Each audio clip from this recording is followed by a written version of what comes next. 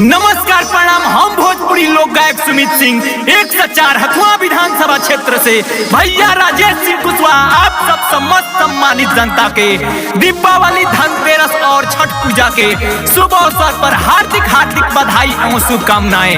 आज बड़ी खुशी के बात है भैया कि हमनी के राजेश भैया 104 हथुआ विधानसभा क्षेत्र से रउआ सबके स्नेह दुलार और आशीर्वाद पाके भारी मतों से विजयी भइल बानी। रउआ सबके बहुत बहुत धन्यवाद। राजेश भैया जीतले भइल धमाल, हथुआ में महचल बावे सगुरु बवाल। अरे राजेश भैया जीतले भइल धमाल, हथुआ में महचल बावे सगुरु बवाल।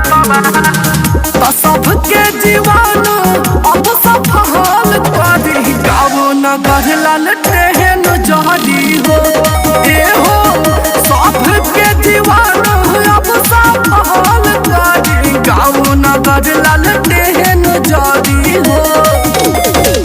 वादा किया है वादा निभाएंगे, वादा किया है वादा निभाएंगे। हथुआ विधानसभा क्षेत्र को चमका कर दिखाएंगे, हथुआ विधानसभा क्षेत्र को चमका कर दिखाएंगे। 104 हथुआ विधानसभा क्षेत्र से आप सब सम्मानित जनता को अपार हर्ष के साथ बधाई देते हुए दिल से प्रणाम, दिल से धन्यवाद धन्यवाद धन्यवाद। लालू जादव के ये कहा नाम बा, कौन विकास अभी बचल बहुत काम बा। लालू यादव के ये कहा नाम बा, कौन विकास अभी बचल बहुत काम बा। तेज बाज ताबो या तेजस्वी कहता रे जनता के सेवा में राजेश भैया रहता रे। दुखावा में आई है तोहरा हर घड़ी गाँव नगर लालटेन जरी हो। दुखावा में आई है तोहरा हर घड़ी गाँव नगर लालटेन जरी हो। दिल की आवाज है दिल तक पहुंचाएंगे, दिल की आवाज है दिल तक पहुंचाएंगे। जन जन का सम्मान और विकास करके दिखाएंगे, विकास करके दिखाएंगे।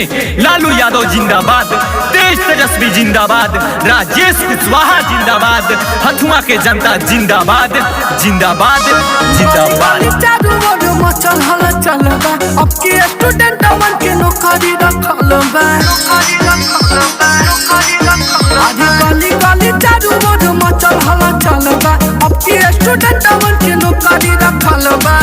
बाऊ नहीं जाई कतही अब की बारी, विदेश में दादाजी अमरस भइल नोटिस जारी। सुमित इंदल अब आगे बढ़ी गाँव नगर लालटेन जरी हो।